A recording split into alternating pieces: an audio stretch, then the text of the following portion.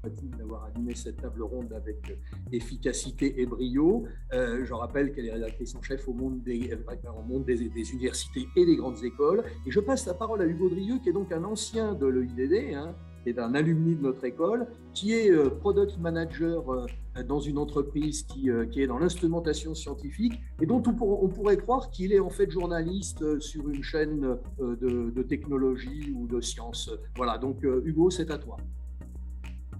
Merci Thierry. Donc c'est vrai que c'est un peu le grand bain journaliste pour moi. On va essayer de faire au mieux donc, sur cette table ronde numéro 2 où en effet on va reprendre un petit peu les thèmes qui ont été présentés dans la table ronde numéro 1, mais shifter un petit peu plus avec un esprit entreprise, un esprit orienté télétravail de l'ingénieur qui est déjà en poste. Et j'aurai le plaisir d'animer donc cette table ronde qui comportera en tant que membre actif Julienne Ladin, qui est coach spécialisé en stratégie de carrière et efficacité professionnelle, Laurent Cervoni, qui a déjà intervenu tout à l'heure et qui est directeur de la recherche et de l'innovation chez Talent, Nicolas Orance, qui est directeur général chez le groupe RAFO, Gérard Mardinet, secrétaire général de la CFE-CGC, donc Confédération française de l'encadrement, Confédération générale des cadres, oui, j'ai dû le noter, Christian Zion, directeur de la qualité chez TLS, et Bernard Agege, président et CIO chez Athémation. Bon, le décor a déjà été planté par les intervenants précédents. Il est vrai que depuis mars 2020, on a vu une explosion totale du télétravail de par la condition sanitaire, la condition économique et également les désirs, on va dire, du gouvernement et les obligations.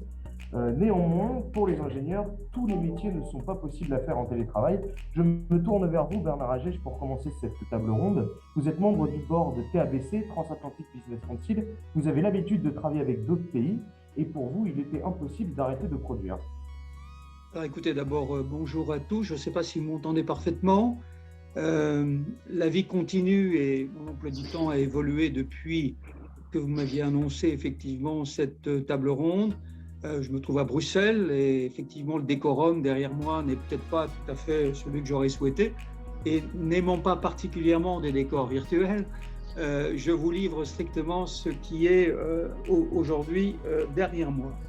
Alors effectivement, ça fait maintenant 2 mois, peut-être même 3 mois que vous m'avez convié à cette table ronde et depuis j'ai dû effectuer 2 voyages aux États-Unis, rencontrer de nombreux chefs d'entreprise et j'avoue que la question de l'ingénieur virtuel m'a hanté pratiquement tous les jours, tant et si bien que je ne pouvais pas ne pas poser cette même question aux patrons que je rencontrais.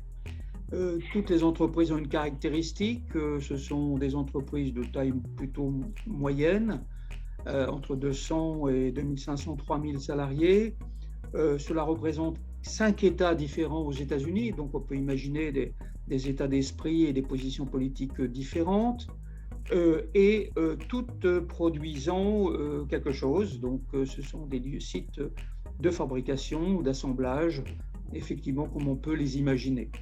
Alors je vous avoue que quand cette question est arrivée, tout le monde, unanimement, était bien en mal de répondre à cette question. Qu'est-ce que c'est qu'un ingénieur virtuel finalement ? Est-ce que c'est ce qui s'est passé depuis la chute du mur de Berlin avec tous ces nouveaux entrants, comme vous le savez, qui nous ont proposé très vite, ça remonte à plus de 30 ans maintenant, des ingénieurs pas chers, capables de développer du code et de renvoyer un résultat sur un projet bien défini? Est-ce que c'est une forme de sous-traitance telle qu'on peut l'imaginer et qui n'est pas nouvelle en soi? Ou est-ce que c'est simplement, et c'est ce plutôt vers quoi nous allons, est-ce que c'est tout simplement le fait de l'évolution considérable des technologies, qu'il s'agisse de la vidéoconférence, nous en avons une, souvenez-vous, il n'y a pas plus d'1 an, on disait, écoute, coupe le son, coupe ton image, on a des problèmes de liaison, etc. Tout d'un coup, ça fonctionne. Oui, parce qu'on améliore les choses. Il y a des ingénieurs, paraît-il, derrière, justement. Qu'il s'agisse d'intelligence artificielle, qu'il s'agisse évidemment de ce qui a été un facteur considérable d'accélération, la pandémie. Voilà. Donc, alors pour nous, je vous avoue qu'ils sont une PMI française, tissu principal de l'économie de notre pays, vous le savez. Nous assemblons des équipements. Ce sont principalement des ordinateurs dits industriels, des calculateurs embarqués, nous faisons des assemblages. Et une semaine avant l'annonce du président de la République, j'ai demandé à mon personnel de rentrer chez lui, étant entendu que nous avons une unité d'assemblage qui se trouve en Italie. Et comme vous savez, l'Italie a fermé ses portes une bonne semaine avant nous. Alors je me suis dit, a priori, ce n'est pas comme le nuage de Tchernobyl, ça finira bien par passer la frontière. Et donc j'ai demandé à tout le monde de rentrer, et nous avons eu effectivement le message qui était de rentrer, de fermer, et c'était le premier confinement. Une semaine plus tard, nous avons reçu, donc ça fait pratiquement 15 jours après que tout mon personnel se soit trouvé chez lui, nous avons commencé à recevoir des lettres, des mails relativement engageants, nous demandant de faire acte de solidarité avec toutes ces entreprises qui sont nos clients aujourd'hui et qui desservent plusieurs dizaines de pays dans le monde. Nous exportons dans 61 pays à travers eux ou directement. Et bien évidemment, si la France ferme, ça ne veut pas dire que le reste du monde est fermé et inversement. Et donc, on nous a demandé de nous remettre au travail pour parler plus directement. Et nous avons fait très rapidement un rapide sondage. Je suis un peu démocrate, mais bon, dès qu'il s'agit de business, il faut faire attention à ce qu'on dit, à ce qu'on fait. Toujours est-il que assez unanimement, le retour au job, le retour à l'entreprise a été voté. Et voilà que pas plus de 15 jours, peut-être une vingtaine de jours après le premier confinement de mon entreprise est demandé par moi, quasiment tout le monde est revenu dans l'entreprise et s'est remis au travail, sauf, alors là c'est le personnel qui a réagi, sauf tous les alternants qui sont souvent des élèves ingénieurs, 4-5 élèves ingénieurs qui on a demandé de rester chez eux parce que, n'étant pas très fortunés, bien sûr, ils sont censés prendre leur transport en commun, etc. Donc on ne voulait pas qu'ils nous apportent quoi que ce soit du fait de la concentration dans les transports publics. Ça s'est passé comme ça. Depuis, il n'y a plus eu de télétravail. Plus eu de télétravail chez nous, tout simplement parce que quand on produit, et c'était le cas de tous les patrons des entreprises que j'ai visitées aux États-Unis, le retour dans l'entreprise s'est fait le plus rapidement possible. Quand je dis plus rapidement possible, vous savez qu'aux États-Unis, ce sont les États qui ont la responsabilité des affaires sanitaires et de santé, et républicains ou démocrates, ce n'est pas toujours la même approche. Et quand c'est républicain, on retourne très vite au boulot. Quand c'est démocrate, un peu plus difficilement, ou en tout cas, ce sont des positions un peu politiques, à mon sens, plus que liées aux activités professionnelles. Donc, résultat des courses, effectivement, on a tous repris notre travail. Et depuis, les choses ont changé. On n'a eu que quelques cas Covid, mais très récents. Mais des cas Covid parce que tout le monde se teste. Et je suis persuadé, moi qui étais Covid en 2019, en décembre 2019, on parlait à l'époque peut-être de pneumonie pour des raisons de difficulté de respiration, etc. On ne savait pas ce que c'était. Et j'ai eu la chance de recevoir 2 antibiotiques au lieu de me retrouver à l'hôpital. À l'époque, effectivement, on a,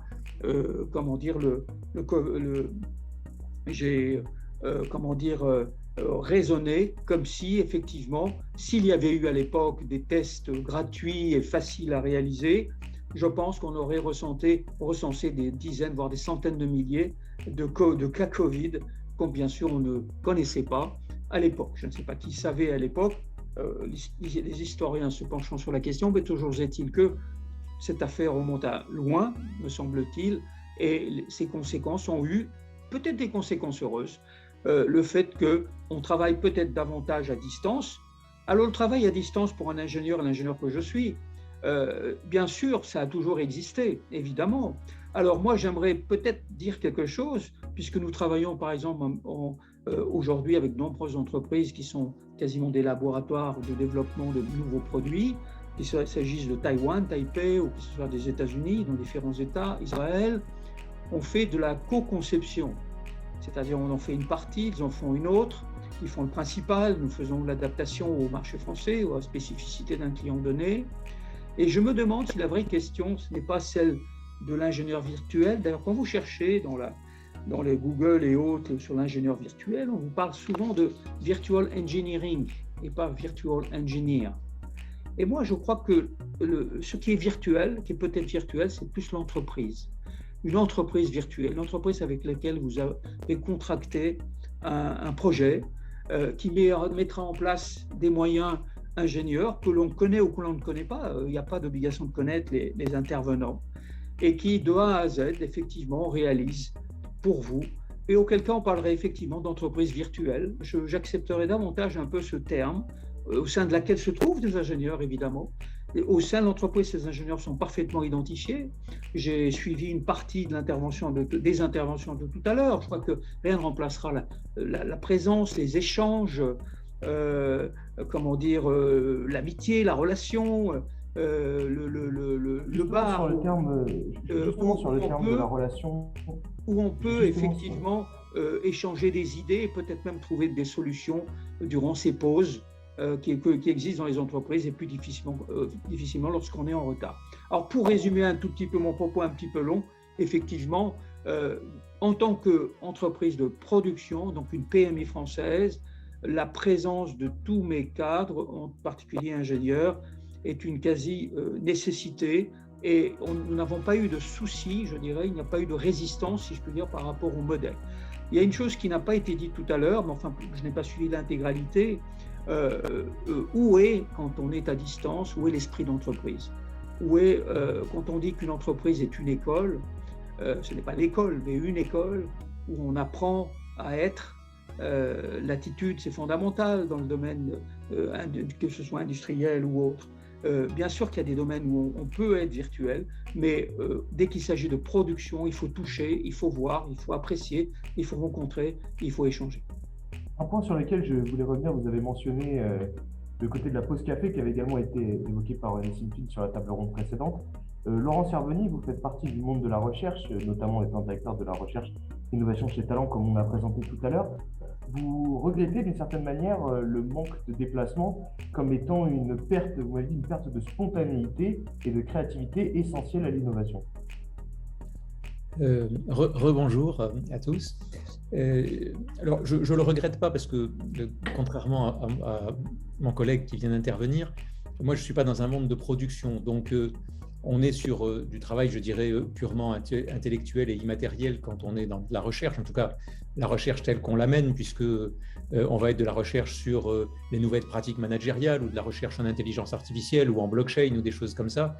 Et à l'évidence, on n'a pas de matériel à produire. Donc, l'aspect immatériel, finalement, est dans le cœur de notre mode de fonctionnement.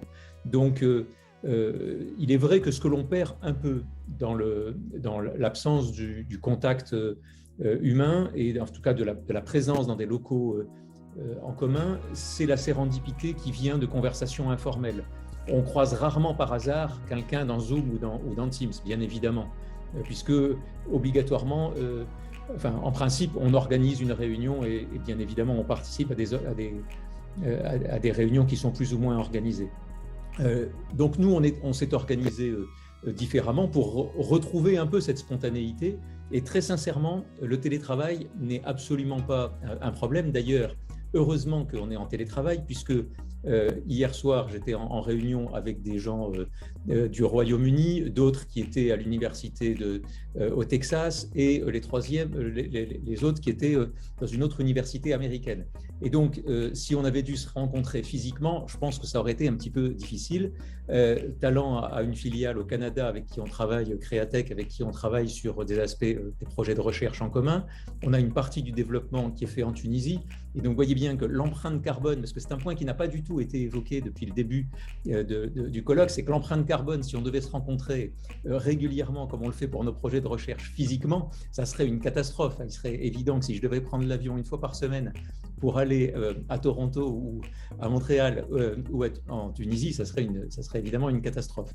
Et donc pour ça, le travail distanciel est une évidence et il est dans, je dirais, notre mode de fonctionnement naturel, que ce soit avec des docteurs ou des ingénieurs, puisqu'en fait, dans le centre de recherche de Talent, il y a des jeunes docteurs, mais il y a aussi des gens qui ont un diplôme d'ingénieur et tout le monde travaille, je dirais, principalement en distanciel. Je n'ai eu que dans les équipes Il n'y a qu'un ou deux collaborateurs qui souhaitent être plus fréquemment au bureau pour des raisons qui ont été évoquées tout à l'heure par un de mes collègues, parce que les domiciles parisiens ont la faculté d'être extrêmement petits. Et évidemment, moi qui habite à Rouen avec un grand jardin que je vois sur le côté, je n'ai pas le même confort sans doute que certains qui habitent dans des appartements parisiens. Donc, il y a quelques collaborateurs effectivement qui souhaitent être plus souvent au bureau, mais pour la plupart, le fait de travailler à distance n'est réellement pas un problème.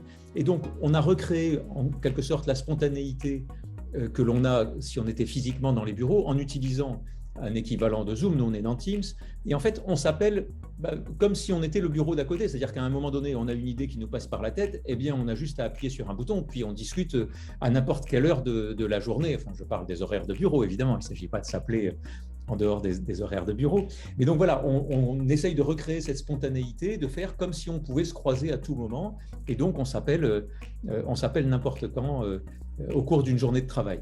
Maintenant, il est vrai que quand on est dans les locaux, se crée l'occasion de croiser des gens que l'on n'aurait pas croisés, et évidemment qu'on ne peut pas appeler spontanément parce qu'on ne peut pas appeler la moitié de la boîte dans Teams.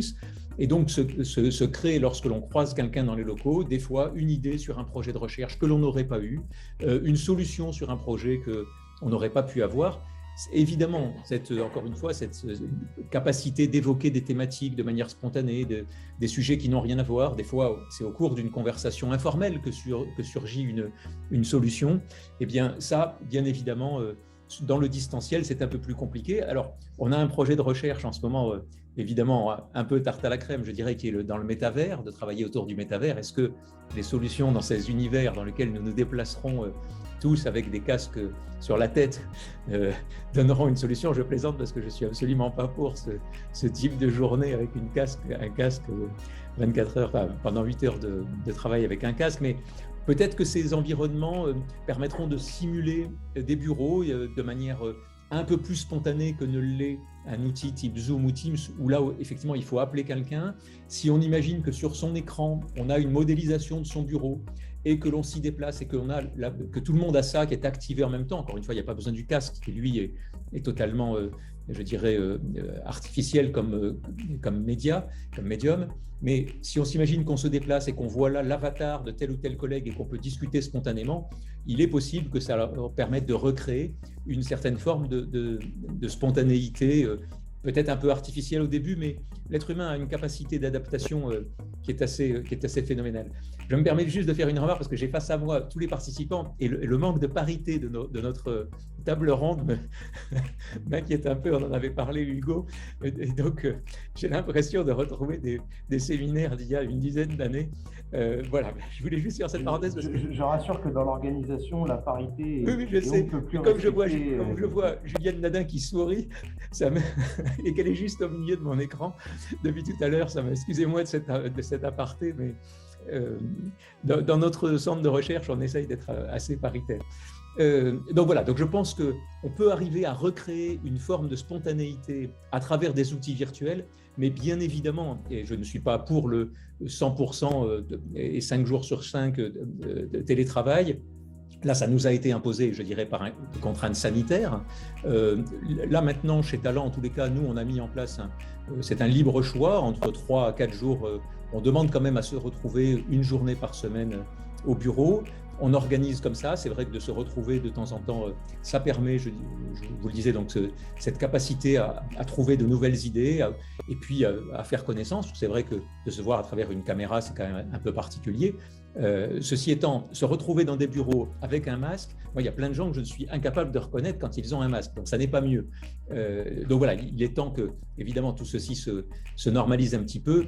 Et d'ailleurs, Talent va avoir de nouveaux locaux qu'on est en train d'essayer d'imaginer pour combiner cette envie, donner envie aux gens de revenir dans les bureaux, mais qu'il y ait aussi cette capacité de travailler à distance avec probablement un univers virtuel, comme je vous le disais, dans lequel on peut se déplacer et qu'on retrouve finalement son bureau physique.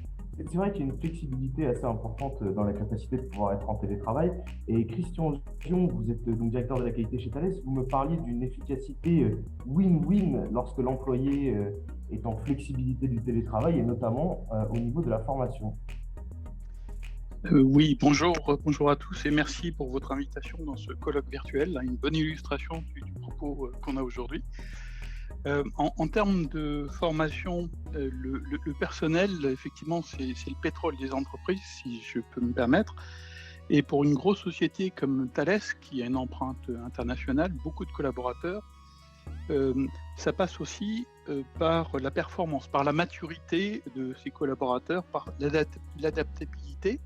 Et en termes de performance, le différenciateur qu'a une société comme Thales dans cette compétition mondiale, c'est vraiment la capacité à pouvoir gérer cette expérience, ce savoir, parce que le savoir, il s'envole comme un peu de la fumée. Quelqu'un qui a des années d'expérience, il finit par évoluer, il finit par prendre un autre poste.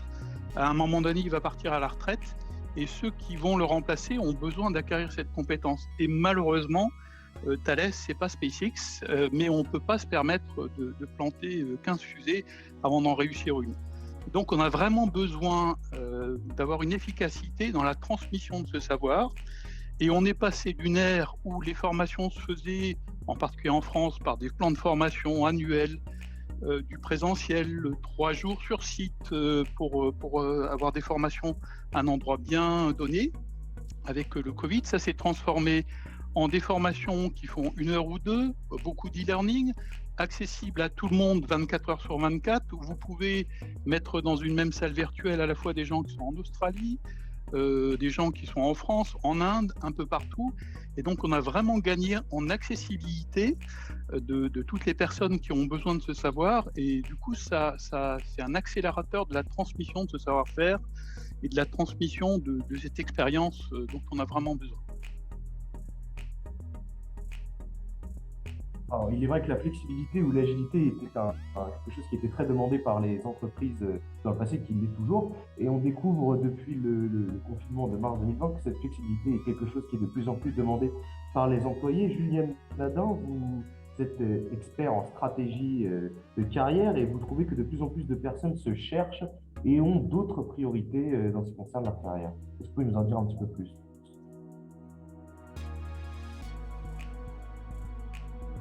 Effectivement,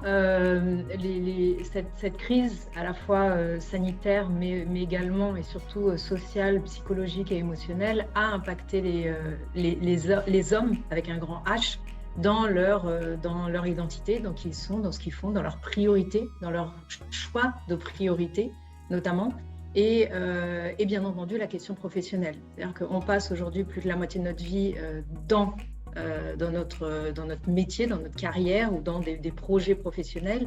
Effectivement, se poser la question de est-ce que je suis bien à ma place aujourd'hui, c'est une question qui est fondamentale. Est-ce que je suis à ma place? Est-ce que j'utilise mes compétences? Est-ce que je suis épanouie, alignée avec mes valeurs? Donc il y a ce qu'on entend parler, ce dont on entend parler déjà depuis quelques années, de quête de sens, de raison d'être, de quel est mon but, qu'est-ce que je fais ici et pourquoi je le fais, qu'est-ce qui est finalement plus large que moi. Et donc on a vu avec la pandémie, en tout cas moi je l'ai vu avec les candidats que j'accompagne, ce besoin, et notamment pour les personnes, et de plus en plus tôt, c'est-à-dire qu'on avait une crise existentielle, ce qu'on appelait la crise existentielle de la quarantaine, finalement elle commence de plus en plus tôt avec des candidats qui se posent la question de dire mais est-ce que j'ai envie pour les 15, 20, 30 prochaines années de faire ce que je suis en train de faire?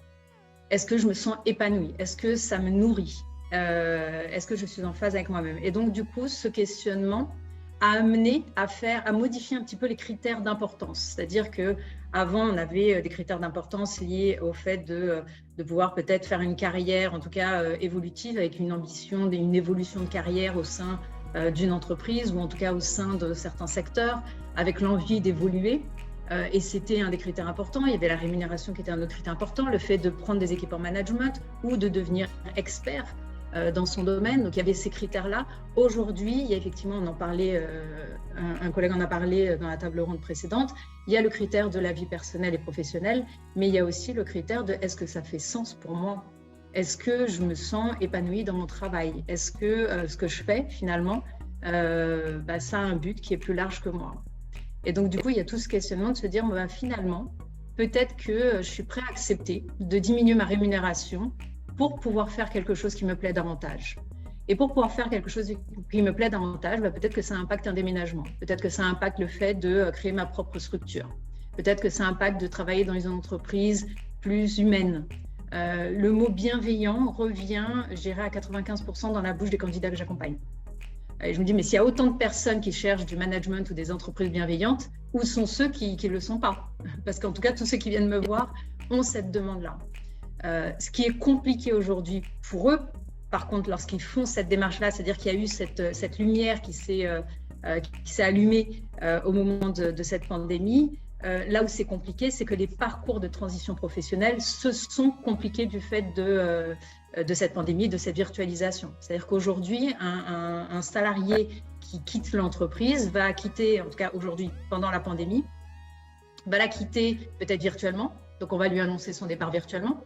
Derrière, il va se connecter à Pôle emploi virtuellement. S'il a été licencié, il va commencer à faire son CV et à postuler virtuellement, à travailler son réseau virtuellement, à faire peut-être des formations virtuellement, à travailler son personal branding sur LinkedIn virtuellement, à détecter des opportunités professionnelles virtuellement, à signer un contrat de travail virtuellement, à avoir une intégration dans une nouvelle entreprise virtuellement et à devoir du coup connaître à faire du networking de ses nouveaux collègues virtuellement aussi. Ça peut faire beaucoup de virtuel lorsqu'on est sur effectivement cette tendance à 100% qui a été amplifiée de par cette pandémie. Aujourd'hui, plus on va avancer, plus j'ai ce sentiment qu'effectivement la solution c'est cette hybridation et cette hybridation de manière adaptée. C'est-à-dire adaptée par rapport aux besoins de l'entreprise et adaptée par rapport aux besoins du candidat qui, pour certains, c'est OK avec le fait d'être 100% en télétravail et 100% virtuel et faire son job depuis le Mexique ou Bali. Et puis pour d'autres, finalement, ce qui me convient moi, c'est d'être beaucoup plus en présentiel, mais OK pour un jour en virtuel. Et finalement, c'est ça, c'est trouver ce juste équilibre à la fois pour les besoins de l'entreprise, mais également pour les attentes des candidats. Donc ça, pour moi, c'est effectivement un sujet qui est assez important, mais à prendre en compte, juste ce point-là, c'est-à-dire que quand émotionnellement, quand tout va bien, le candidat ou le salarié d'ailleurs, quand émotionnellement tout va bien, psychologiquement tout va bien, c'est OK. Par contre, lorsqu'il y a des petits facteurs de risques psychosociaux qui sont présents, là, il y a un risque qui est effectivement beaucoup plus élevé. Aujourd'hui, on le voit, le manque de contact humain ou l'effet solitude peut être aussi néfaste sur la santé que l'obésité, le tabagisme ou l'hypertension. Donc, c'est un vrai sujet. Et à contrario, on voit aussi, pour soutenir cette théorie, sur la plus grande recherche et la plus grande étude qui a été menée en termes de longévité par des chercheurs, par Harvard, sur justement ce bonheur, cet épanouissement, on s'est rendu compte que ce qui réellement nourrit ce sentiment de bien-être, c'est la qualité des relations humaines. Donc plus on va réussir à s'adapter avec ce virtuel, avec cette hybridation, avec ce management qui va faciliter aussi ces moments de rencontres de café virtuel, des rencontres qui sont un peu plus informelles, plus on va réussir à combiner, en tout cas à mettre ensemble les ingrédients pour que ça puisse se passer de la meilleure des manières, tant pour l'entreprise que pour les candidats et les salariés. Un point très important qui a été mentionné au départ, c'est que vous avez expliqué autour de la recherche de sens. Gérard Mardinier, vous êtes syndicat, vous travaillez beaucoup avec des cadres, vous êtes au contact des employés. Vous parliez, vous, d'un point très important qui est celui de la motivation. Oui, bonjour à tous. Oui, effectivement, je crois qu'il faut, quand on parle d'ingénieur hybride, je préfère ce terme-là à ingénieur virtuel, en fait, considérer qu'il y a deux aspects. Il y a d'abord l'aspect des outils collaboratifs, mais d'autres outils qui sont à la disposition de l'ingénieur. Et puis, il y a les aspects humains. Et je crois que la motivation est centrale pour qu'un ingénieur donne le maximum de lui-même au service du projet pour lequel il travaille ou qu'il conduit. Et c'est important aussi pour son équipe d'être motivé. Alors pour ça, on voit bien que dans cette quête de sens, il y a un certain nombre de choses qu'on ne peut pas généraliser de l'expérience qu'on a eue dans le Covid. Bon, OK, il a fallu adopter un certain nombre de pratiques parce que la crise sanitaire était là. Il faut, je pense, trouver comment bien utiliser et rester en maîtrise de ce que ces nouveaux outils comme celui qu'on utilise aujourd'hui peuvent apporter. Ça, c'est clair.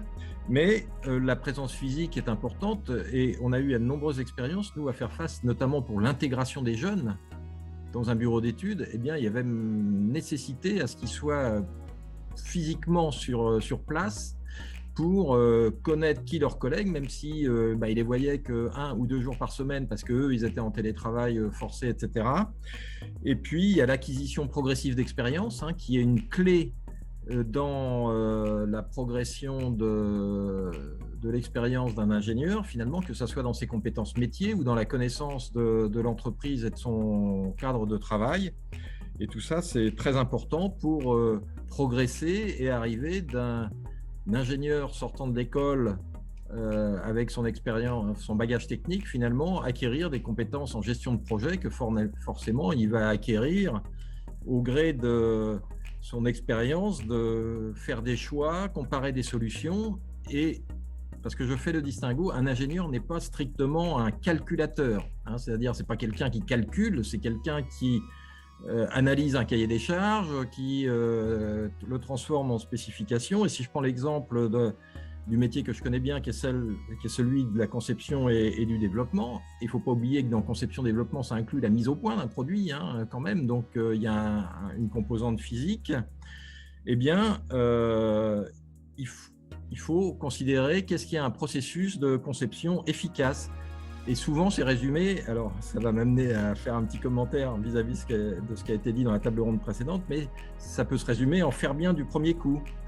Et faire bien du premier coup, ça n'est pas contradictoire avec ce qui a pu être dit sur SpaceX tout à l'heure, c'est-à-dire faire bien du premier coup, ça veut dire que dans un processus, on peut très bien avoir la réalisation de maquettes, de démonstrateurs, soit-il pour les maquettes, soit-elles virtuelles ou physiques d'ailleurs, qui vont aider, qui vont contribuer à ce processus et qui finalement vont faire qu'on va avoir un processus de conception qui est efficace. Et c'est ça qu'il faut viser quand on parle du métier de la conception et du développement.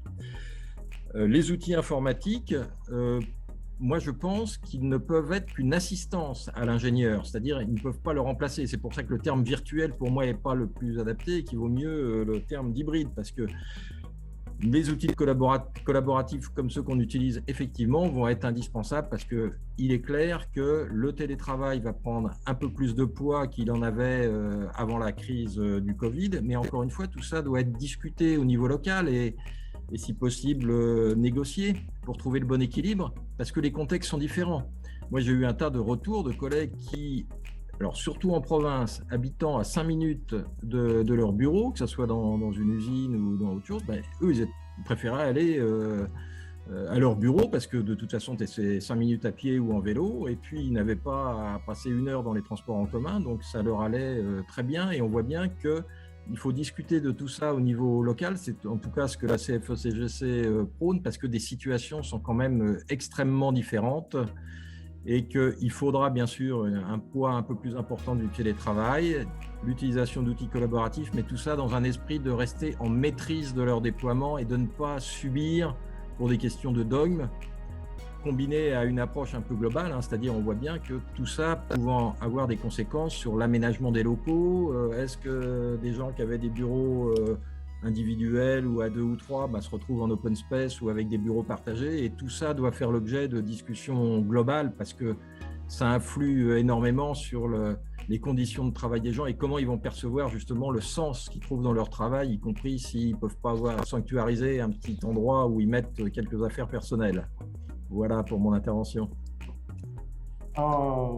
Merci bien. Un autre point important, donc là comme on est sur l'entreprise, il y a toujours une partie très importante autour de la performance. Évidemment, le bien-être de l'employé est essentiel à la performance, mais il n'empêche que l'entreprise a ses chiffres, l'entreprise a ses désirs. Nicolas Laurence, vous avez mis en place chez RAFO une manière de manager très orientée esprit d'équipe et qui a permis une véritable évolution de performance dans votre entreprise. Bonjour, oui, on a essayé de... RAFO, en 18 mois, on est passé de 200 collaborateurs à 640 dans la période du Covid. Donc, on a effectivement essayé de transformer, et je pense que cette transformation, sans expliquer le sens à nos ingénieurs, Et sans avoir la capacité de travailler en collectif, nous n'aurions pas pu réaliser cette transformation, en plus dans cette période un peu compliquée. Donc, notre société travaille dans le secteur aéronautique et défense, donc on a été un des secteurs qui a été touché aussi, comme d'autres secteurs, de manière assez forte.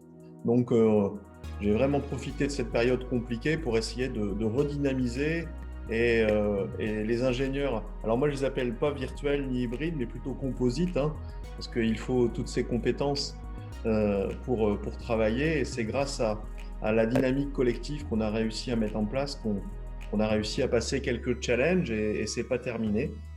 Donc on a malgré tout du télétravail, on a malgré tout des séances où les personnes restent chez eux travailler, mais on priorise quand les ingénieurs ou les cadres globalement viennent sur nos sites de production, on priorise surtout qu'ils ne travaillent pas avec leur ordinateur et qu'ils échangent entre eux pour raisonner et pour résoudre les problèmes techniques. C'est une activité de production, hein, donc on a des usines, et effectivement on a des compagnons qu'ils ne peuvent pas faire de télétravail, hein. On ne peut pas enlever les machines d'usinage et les mettre chez soi. Donc il y a ce savant mélange un peu que présentait Bernard tout à l'heure, qui est à la fois de comprendre que les aspirations des générations futures et des générations actuelles sont un peu différentes que comme nous étions ingénieurs il y a une vingtaine d'années, et donc prendre en compte ces éléments-là et puis les faire grandir. Donc je joue beaucoup effectivement, Hugo, sur la dimension collective, l'esprit rugby. Ça fait partie je pense que des valeurs qui sont importantes, et c'est bientôt, hein, c'est dans quelques jours, mais l'équipe de France de rugby, elle ne pourra pas gagner le tournoi Destination si elle fait uniquement des entraînements individuels, tout simplement. Donc on est sur cet élément-là, et ça marche. Et ça marche. Encore une fois, il ne faut pas être dogmatique, hein, il faut écouter tous les signaux faibles, et je pense que l'effet, c'est peut-être malheureux de dire ça, mais l'effet positif de la pandémie, c'est que ça nous a ouvert les yeux sur la capacité d'écouter tous les signaux faibles. Malheureusement, voilà, moi je faisais partie de la famille des turbocadres, hein, action-réaction, et on voit que si on travaille un peu trop vite ou sans écouter trop, ça se traduit en action, réaction, regret, parce qu'on fait et refait plusieurs fois les choses. Donc voilà.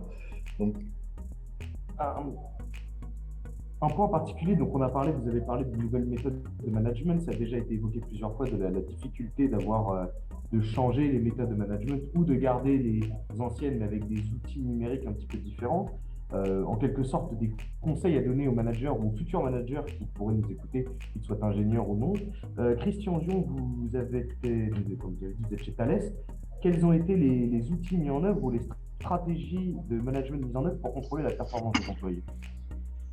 Alors déjà, c'est vraiment un changement culturel qui est très très profond. Et donc les cadres, en particulier des grandes entreprises, hein, chez Thales, il y en a beaucoup qui viennent de très grandes écoles françaises, doivent aussi se reconfigurer dans leur tête. Et c'est pas facile de passer de 30 ans de management par les moyens, où, comme ça a été dit, on mesure la performance d'une personne au fait qu'elle reste comme les autres jusqu'à 20 heures, et que c'est ça finalement qui est l'aune de la mesure, à quelque chose qui sera plus orienté résultat, et où on va aller regarder ce qui se passe réellement. Et dans donc cette période de Covid, on l'a bien vu, parce qu'il y a eu une grosse discussion sur les gains de productivité. D'un côté, il y avait des messages qui étaient « mais oui, quand les gens sont chez eux, on fait des gains de productivité, on travaille plus longtemps, le temps de transport est souvent remplacé par un temps de travail ». Et d'un autre côté, quand on regardait les résultats, comment avançaient les projets, on voyait bien qu'il y avait quand même des soucis et que ça n'avançait pas comme prévu. Et donc la productivité d'équipe, c'est pas la même chose que la productivité individuelle, hein. Donc là, c'est vraiment, je suis complètement en phase avec ce que dit Nicolas à l'instant. Il y a aussi un travail d'équipe à prendre en compte. Et donc il faut intégrer cette dimension équipe dans l'analyse de la performance, donc ça c'est souvent le cas, mais aussi dans la manière d'organiser l'ingénieur hybride, virtuel ou composite, hein, comme vous voudrez, pour que chacun y trouve son compte. Et donc on n'est pas dans un monde d'opposition, c'est pas l'un ou l'autre, c'est finalement ce qui nous arrive. Il faut qu'on ait l'intelligence d'en tirer le meilleur parti, à la fois pour les salariés, pour leur donner envie de faire partie d'une entreprise, de faire partie d'une aventure dans un monde bienveillant et qui leur permette de s'épanouir, parce que finalement, s'il n'y a pas les hommes, il n'y aura pas d'entreprise, mais aussi en respectant tous les équilibres économiques, les besoins, il faut être à côté des machines, il faut travailler ensemble, tout ce qui vient d'être dit. Donc, moi, ma synthèse, c'est qu'il faut prendre le meilleur des deux parties, mais de la manière la plus intelligente possible, avec les outils qu'on a et ceux qu'on va créer. Parce que là, il y a probablement une ouverture. On n'a probablement pas créé, sans parler de multivers, on n'a probablement pas créé encore tous les outils de demain autour de ça. Alors, une difficulté, une question ouverte que j'aimerais poser à tout le monde autour du management, elle a été mentionnée dans la table précédente, je me souviens plus exactement qui avait fait la remarque, c'est la difficulté de former les nouveaux managers si aujourd'hui on est dans un monde virtuel et il y a une difficulté d'avoir un contact réel. Est-ce que vous pourriez apporter une sorte de conseil, une sorte de solution pour comment former les nouveaux managers, sachant qu'il y a une difficulté à avoir un contact humain? Et je m'adresse à l'ensemble du panel pour ces questions.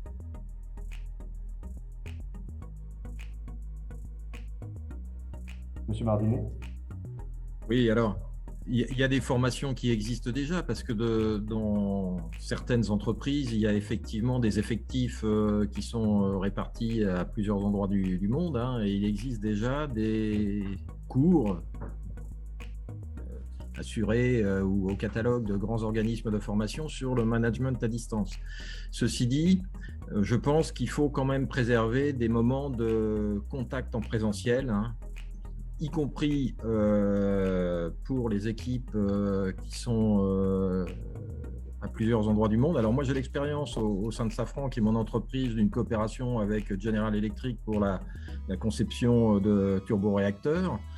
Et il se trouve qu'il y a dans ces cas-là des détachements de personnes, des Français qui vont aux États-Unis chez General Electric, des Américains de General Electric qui viennent en France, etc., pour faire des plateaux communs finalement et qui aident à interfacer à distance avec les équipes de l'autre entreprise, parce que ça permet de, quand il y a une interface entre des équipes, d'avoir, pour ceux qui sont les Américains sont détachés en France, ils ont la culture d'entreprise de GE aux États-Unis, comment ils fonctionnent et tout ça, et ça permet d'avoir un fonctionnement beaucoup plus fluide et efficace.